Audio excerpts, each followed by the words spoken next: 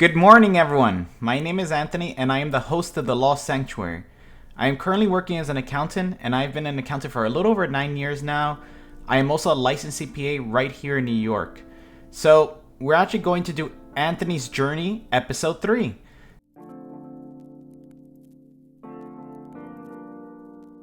So last time we talked about failure. So last time we discussed a little bit about how I kind of failed in Fordham University. I dropped out of school, and then I thought that was the end of my journey essentially. And I was gonna be trapped, maybe like working, maybe like a minimum wage job at that point because I wasn't sure what to do.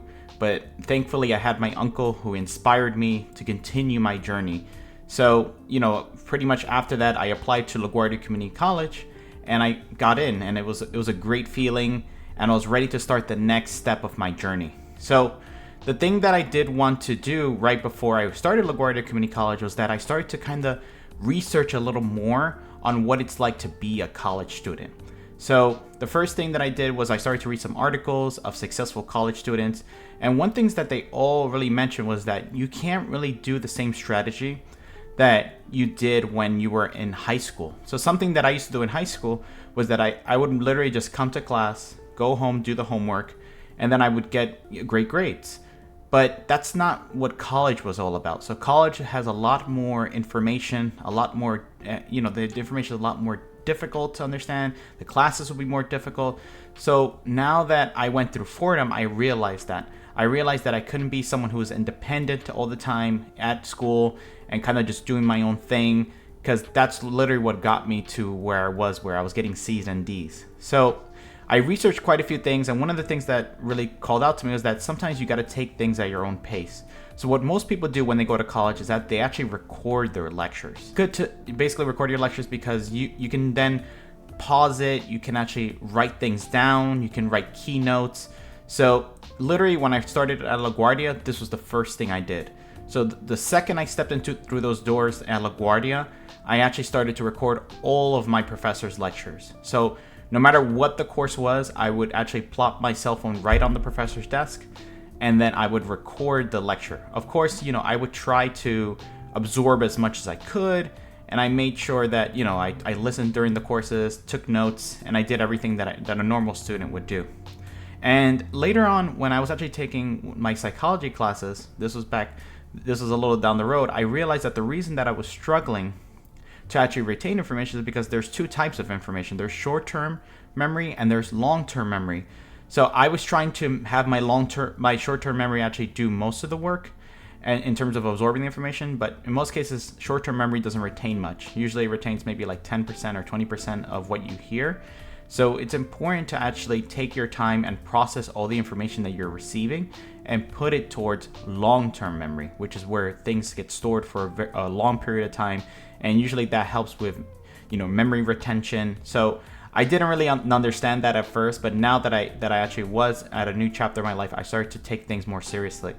So basically what I started to do was as soon as I had the recording up, then I would actually listen to the recording, and then I would be, taking notes, pausing it. I would really take my time. Sometimes I would take a couple of hours per recording just to really look at the PowerPoints, to listen to what my professor said, write out notes, and kind of create like a cheat sheet of sorts. So the cheat sheet would be used like when I would be on the train, I would be looking at the cheat sheet to memorize definitions, to memorize facts.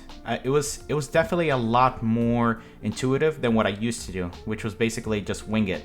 So these were the strategies that started to help me actually get better grades. And then the next thing was, starting to work more with other people, because we ourselves we aren't perfect in any way. So it's important to learn from others. So something else that I used to do is that I actually started to talk to more people at LaGuardia. We started to form study groups, and I think that really helped me as well, where sometimes I would know something or I would understand something a little better, then my peers would understand something a little better, and then with the combination of our knowledge and our study habits, we would then be able to actually grasp most of the information. And that was something I actually truly enjoyed. I enjoyed teaching others. I enjoyed being taught and absorbing new information. And overall, we would share study habits together of how we memorize things, and it was such a great feeling. It was something that in high school I did have a lot of friends, but here in college I had a lot of people who were very intelligent, who would actually like teach me different study habits that I never even thought of. It was such a great feeling to really grasp all these new study habits, because that actually helped me to succeed at the end of the day. It was something that made me go from C's and D's at Fordham University to now getting mostly A's here at LaGuardia Community College. So it was such a great feeling to actually get those A's, and it really boosted my confidence. So something as people that we enjoy is kind of like feeling that we're getting back what we're sowing. So we're planting our seeds, which is in this case studying, and then we're getting back, which is the A's, which is the plants that we're growing for our future. So it's important to get this, because it actually boosts. Once your confidence is boosted, you actually want to continue to pursue more and more of this avenue, and it makes you feel like, hey, I want to keep studying, I want to keep getting good grades, because these are effectively the trophies that you're earning for yourself. And there's no greater feeling than feeling like you're doing the best you can, and then the grades that you get are like a result of that. So I think it's important to definitely acknowledge that, and just make sure that you're with other people when you do this kinds of thing, and just have a great time. I think that's the main thing that college does, is you learn a lot, you have a great time, you connect with people. And then of course, one thing that I learned even while I was in college was one of my professors actually told me to actually open up a LinkedIn and actually start to connect with my peers, because down the road you're going to have a lot of people who are going to grow into whatever career vertical they're trying to get into, and having them on LinkedIn could be very, very useful for you to have like a referral. Sometimes you'll be their referral. It's definitely important to connect with people as much as possible, because down the road you're definitely going to use it, and you're definitely going to connect with people. People are going to refer you for other jobs. So the word of the day is basically having connections, picking yourself up, and not trying the same strategies over and over again, because overall it's not going to result in anything different if you continue to use the same strategy. And that's something that I learned the hard way when I was in Fordham University. So the next part of the story actually started coming about when I actually took my first accounting course. My first accounting course was actually something that I didn't really understand at first. At first I was like, debits and credits, I don't really understand any of this. But then as I started to go through the course, I realized that it was just like a more advanced version of math, in the sense of, kind of like applying math principles, but to a rules-based course, which was pretty interesting overall. Like I started to really grasp, okay, assets, liabilities, owner's equity, and just how debits and credits work, the different accounts, and I was having a great time. So I actually, my professor actually saw that, and she actually said, hey, like, you seem to have a lot of potential to be an accountant. Is this something that maybe you'd be interested in? And at first I was hesitant, and I was like, well, maybe I'm not sure if I want to try this, because when you're in this state of like picking yourself up, you feel vulnerable. So it's important to acknowledge that, like, you are vulnerable, but at the same time, allow people to help you, because that's the worst thing you can do, is to kind of, someone's reaching their out to you, and you're kind of just pushing them away, because maybe this one person or this one encounter could be what changes your entire life, your chapter, into something even better.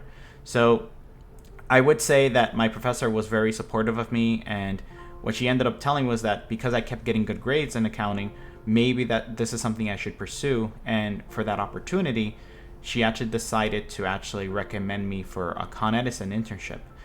But I will get into those details at my next episode. So hopefully you would join us for Anthony episode 4, when I talk a little bit more about my Con Edison journey and kind of what happened at my Con Edison internship.